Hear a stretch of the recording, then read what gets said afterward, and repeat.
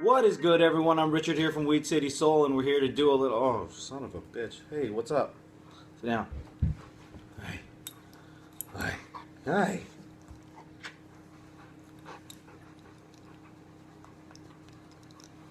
Okay, go. Go ahead. Go. What is good, everyone? It's Richard here from Weed City Soul, and we're here to do a little basketball talk today. I'm going to list off my picks for the top 15 players in the NBA. So we're going to count down the players from 15 down to number 1. I know you guys are going to have a difference of opinions on some of these, but ultimately, it's not your list, so I don't care. But please feel free to leave your comments in the comments section telling me why I'm wrong or why you might agree with me on any particular player. So we're going to jump right in. Number 15 is LaMarcus Aldridge. LaMarcus Aldridge is one of the most talented forwards in the entire NBA, and he really took a big stats hit going over to San Antonio. He's in the middle of the prime of his career, and he decided to sacrifice those stats in order to win and in order to chase a championship. And they have a strong case to play for one this year. They have the second best record in the NBA. They've only lost 10 games so far, and they haven't lost a game at home all season. He's averaging 17 points and 8 rebounds a game. That was a lot higher when he was with Portland. But again, he sacrificed those stats. But I don't think that means that he isn't one of the best players in the league. Number 15 is LaMarcus Aldridge. Number 14 is DeMar DeRozan. DeMar DeRozan is, in my opinion, the main reason the Raptors have turned from a perennial basement dweller into a playoff team. They're currently the second best team in the Eastern Conference, and that has a lot to do with the consistency of DeMar DeRozan. He's averaging a career-high 23 points per game to go along with 4 rebounds and 4 assists, and he's leading the NBA in points per game off of drives at 8.8. His play and his consistency are the reason the Raptors are successful, at least the main reason. He's just a really great player, and I think he's been underrated for a lot of his career. Number 14 is DeMar DeRozan. Number 13 is Klay Thompson. One half of the Splash Brothers, Klay Thompson can heat up like nobody in the NBA, except for maybe Steph, maybe even a little more than Steph. He owns the record for points in a quarter with 37. He hit 9 three-pointers in that quarter. That's crazy. That's heating up like nobody's ever seen. He's averaging 22 points per game, 3 rebounds, 2 assists, and while he could stand to get those rebounds and assists up because he is a guard, he has a really well-rounded offensive game. He can put the ball on the floor a little bit. He can obviously shoot. He can post up smaller guards, and he's actually a really great defender. I think that he could be the man on an NBA team one day, but it's still pretty early in his career, and he's still pretty young, but he's already one of the best players in the league. Number 13 is Klay Thompson. Number 12 is DeMarcus Cousins. Now, 12 is honestly a little low for this guy's talent level and the kind of stats he puts up. But he's a moody little teenager, basically. He can't get his head on straight. He argues with the coach all the time. He pushed a security guard last week because a security guard inadvertently bumped him. So he has a lot of trouble containing his emotions. But he's averaging 27 points, 11 rebounds, and 3 assists per game. It's unreal. Like, there are no big men who put up stats like that anymore in the NBA these days. But he's able to do it, albeit for a non-playoff team. But it's undeniable that he's hugely talented. If he ever manages to get his mental game right, he's going to be a really, really scary player. Maybe the best player in the NBA. But as for now, it's going to hold him back a little bit. He's going to be a little lower on this list, but he's still number 12, DeMarcus Cousins. Number 11 is Anthony Davis. Now, I know this is the one that's going to cause a lot of uproar because a lot of people for a long time thought Anthony Davis was the next great NBA superstar, the next multiple MVP candidate. And while injuries have held him back a little, we're getting to the point where that can't be an excuse for him anymore because he's got a really solid team on paper. He's got Drew Holiday, Tyreke Evans, Omar Ashik, Ryan Anderson. That's a solid, strong team, and they squeaked into the playoffs last year by one game. This year, they can't even see the playoffs. But he's obviously a special talent. He's averaging 24 points, 10 rebounds, and 3 blocks per game. This guy defensively is maybe the scariest dude in the entire league, other than Kawhi Leonard possibly. But he really can do it all. as a power forward, he's really nimble, super athletic, super quick, and his jump shot is really starting to develop really well. And defensively, again, he's a monster. But it's time that he starts leading his team into the playoffs, I think, at least into the first round. But he doesn't seem to be able to do that. The West is obviously a really powerful conference, but he's got to get it done. So he's going to stay out of the top 10 for now. But don't be surprised if he wins a lot of MVPs in the future. Number 11, Anthony Davis.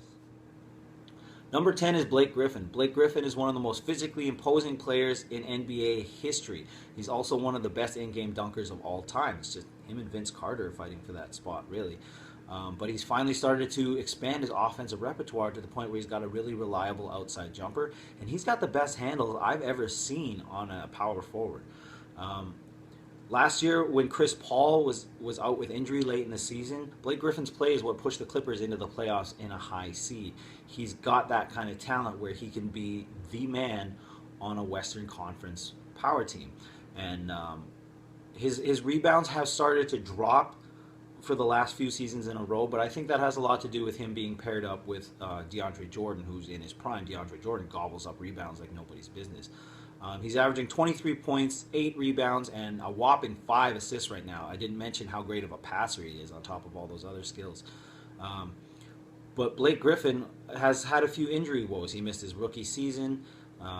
He missed over half of this season so far with injuries. So if he can get back and he can stay healthy, I think he can be an MVP candidate quality player for the next few years. Number 10, Blake Griffin. Number 7 is Paul George.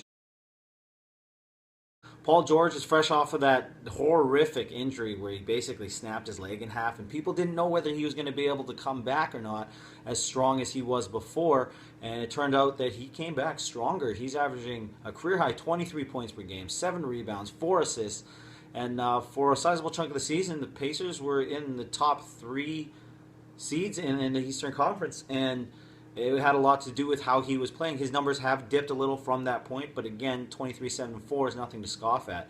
He's essentially a 6'10 shooting guard. He can score basically any way you need him to. He can shoot the ball. He can get to the bucket and finish with crazy dunks. And he's a great defender. He might be the best two-way player in the NBA. His supporting cast is a little weak right now, and he's still very young. So we could be seeing some insane numbers and some crazy seasons from Paul George in the future. But for now, Paul George is number 9. Number 8 is Kawhi Leonard. Now, I know this is going to cause a little controversy because I know a lot of people think Kawhi Leonard is top 5. Some people have been saying Kawhi Leonard is the second best player in the NBA, and that's crazy. You people are insane. I do not agree with you at all. I don't see it.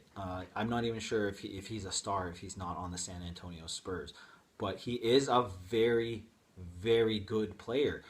He's averaging 21 points, 6 rebounds, and 2 assists right now. And he's probably the best perimeter defender in the NBA. And it's those intangibles like his defense or the fact that he's flirting with 50, 40, 90 right now. He's the only thing he's off on is his free throw shooting. He's shooting 88%. But those percentages are very surprising to me, especially coming into the season. I didn't think of Kawhi Leonard as a really efficient shooter, but he's actually one of the best shooters in the NBA. But what I think separates him from the guys who are top-tier superstars is I think his offensive prowess. I don't think he has the repertoire to be on the level with those guys quite yet. Maybe he'll develop it, but I don't necessarily see those skills with him right now. So while Kawhi Leonard is undoubtedly one of the best players in the league, do I think he's a top 5 superstar kind of player? No. And that's why Kawhi Leonard's at number 8. Number 7 is Damian Lillard. Damian Lillard is overlooked more than I think any player I've ever seen. Since the All-Star break, this guy has been the best player in the league, maybe. He's putting out monster numbers, 25, 4, and 6. His team is 6th in the West right now. If you look at this team on paper, it's basically garbage. It's Damian Lillard and some guys. And the emergence of CJ McCollum has helped a lot, but still, overall, they're pretty weak on paper, but yet they're in the playoffs mainly due to the play of Dame. And the fact that he wasn't an all-star this year was crazy to me. And then there was an injury, and he still wasn't the replacement even. Like, the disrespect that this guy has seen throughout his career so far is unimaginable. He's one of the most talented players in the league, period. He's got range. He can get to the bucket. He's athletic. He's a little bit of a liability on defense, but that happens. Not everyone can be perfect at the game of basketball. But he's immensely talented to the point where he impacts games with his presence. Just him being on the floor wins games. And also the fact that he's maybe the clutchest dude in the entire league. He's hit so many huge late game shots. It's unreal. Damian Lillard in the future could be an MVP candidate, and that's why he's at number 7. Number 6 is James Harden. Some of you might be surprised to see him out of the top 5.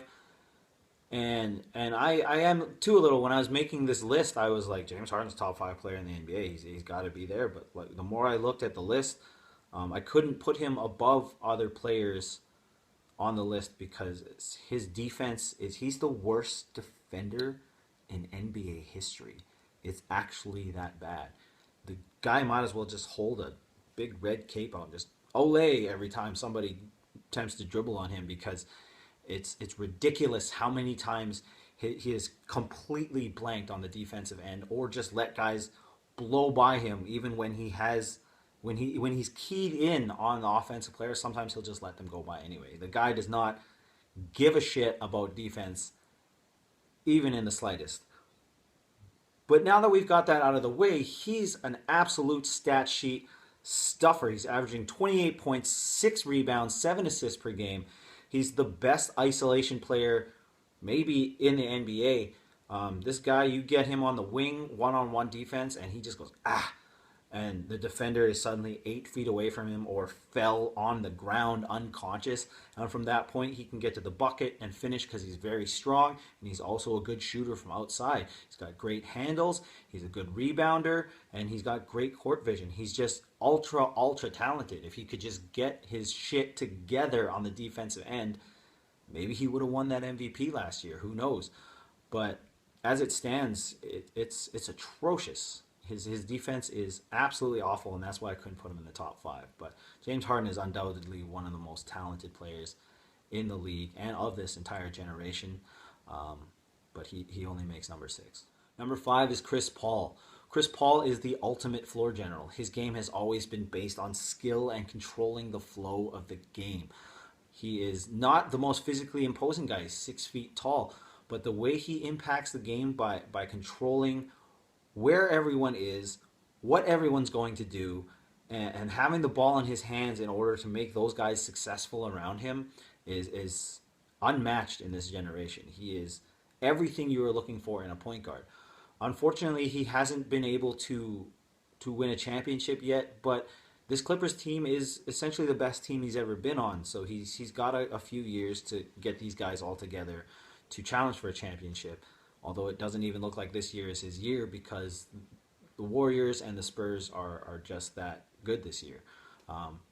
But he continues to surprise us, because even in years after guys thought he was done scoring the ball at a high rate, back in the days where he used to average 22 and 10. By the way, no one's done that since he was back on the Hornets. But he's averaging 20 points per game this year, along with 4 rebounds and 9 assists. He's still really good, even though he's heading into the later stages of his career. But that's okay, because his game is not based on athleticism or being ultra quick. His game is based on skill, and that means he's still going to be around for a while, and that's why Chris Paul is still one of the top 5 players in the NBA. Number 4 is Russell Westbrook. Russell Westbrook is flat out the most athletic player we've ever seen at the point guard position. This guy's a triple-double machine this year. He's averaging 23 points, 7 rebounds, and 10 assists. While he's not the most skilled player, he doesn't have the best handles, he doesn't have the best court vision or passing skills, his ability to physically overwhelm the defense puts him in position to make those assists, to grab those rebounds, and to just get in the lane and dunk on fools. This guy's had 2 major knee surgeries, And each time he comes back, I swear he's more athletic. His ability to fill up the stat sheet and his effort that he puts in on both ends of the floor, especially defensively, are game changers for OKC.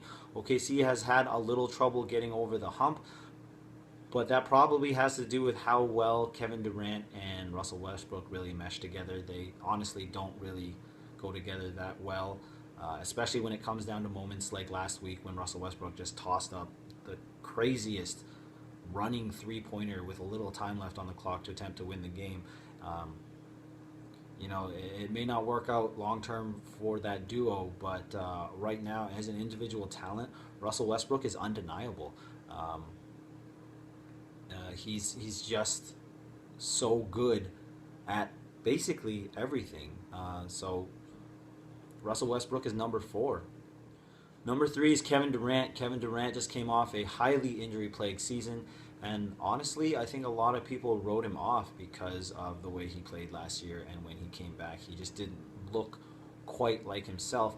Well, he's back this year, and he's averaging 27 points, 8 rebounds, and 5 assists per game. Those are very close to his MVP numbers, and Kevin Durant is back. I don't think you really need to worry about injury woes for him last year. I think he just had that injury, and he rushed to get back onto the court, and that wasn't great for it. But this year, he's been completely healthy, and he's dominating the game of basketball again. This guy is the best scorer in the NBA. He's got all the tools to pick apart defenses. He can shoot, he can get to the bucket, he's got a solid handle. He's actually, in my opinion, got, as far as straight up just crossover, he's got the best crossover in the league. I think he'll be even better next season after he's got a season of non-injury under his belt. Like, this guy could very possibly win a few more MVPs before it's all done. He's that good. This is a generational talent we're talking about. He's already got a bunch of scoring titles under his belt, and he's just chasing that elusive championship at this point. And with a guy like Russell Westbrook as his sidekick, they could do it based on pure talent. I don't know how well they mesh, and I don't know if they're going to be together on the same team for very long. Kevin Durant is a free agent this offseason, but he's going to impact the league for a long time because he's still very young. Kevin Durant is number 3. Number 2 is LeBron James. LeBron James has undoubtedly been the best player of this generation. He's going to go down as one of the best players of all time. Top 5 for sure. He's a 4-time league MVP. He's got a scoring title. He's just been ultra efficient stat sheet stuffer for his entire career. He's been to the finals 5 years in a row now. I don't know if anyone realizes how difficult that is, but he's been to the finals 5 years in a row. He's been to 6 finals overall. People keep ragging on him because he's only won 2 championships. Only 2 championships? Only 2 championships in the best basketball league in the world. Oh, okay. And people they compare him to Michael Jordan all the time, and they say Michael Jordan won 6 championships. Michael Jordan had the second best wing in the league on his team. Scottie Pippen was the second best wing in the league. Scottie Pippen might be the most complete player that's ever touched a basketball. So Michael Jordan had some help. The equivalent right now would be LeBron's sidekick being Kevin Durant, okay? And those two would cause some damage and probably win some championships. So I don't think you can compare him to Michael Jordan in terms of how many championships he's won. The things that this guy has done on the court since he stepped into the league at 18 years old, straight out of high school, he's an outstanding scorer, outstanding rebounder, strong defender, and overall his court vision and his willingness to pass as a superstar is unbelievable and unrivaled.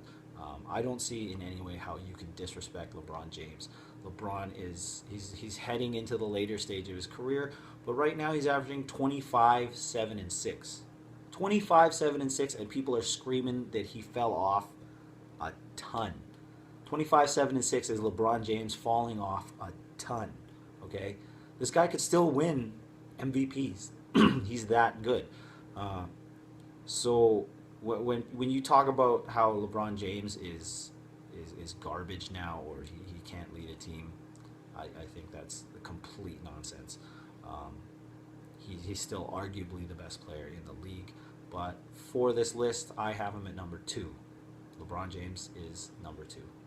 Number one, and I think you know where I was going with this, is Wardell Stephen Curry. Steph Curry is an absolute phenomenon this year. He's set to smash the previous PER record held by Michael Jordan's 32-8-8 year. That means he's the most valuable player to his team when he's on the floor ever. More than Wilt Chamberlain's years where he's averaging 50 and 25 rebounds, or some nonsense like that. More than Oscar Robertson's triple-double year. Steph Curry is the most valuable player to his team ever. He's unbelievable this season. I don't even really have words for it. He's going to shoot 50, 40, 90. He's averaging 30 points, 5 rebounds, 6 assists. And he's doing it in spectacular fashion. This guy is hitting the kinds of shots you don't even think about taking. He steps over half court and he just and it's nothing but net. This guy's breaking records left and right. He's the first player to ever hit 10 3-pointers 2 games in a row. He tied the record for most 3-pointers in a single game with 12. He broke his own 3-point single season record for the 3rd straight season. He's currently got over 300 3-pointers by himself, and there's still 10 games left in the season. It's crazy. It's absolutely crazy to watch him play the game of basketball and watch him do the things he does. It looks like he's playing against a bunch of 10-year-olds most of the time. He's out there making guys run into each other on purpose with his. He's just unreal. He's obviously the greatest shooter of all time. Nobody's ever been able to shoot off the bounce like this guy, but he's still a great set shooter. Your averages when you shoot off the dribble are supposed to plummet. He's actually shooting over 60% from 3 off the dribble and 30-some% off the catch. It makes no sense. There has never been anyone like Steph Curry. On top of that, he's a great passer. He's a strong rebounder.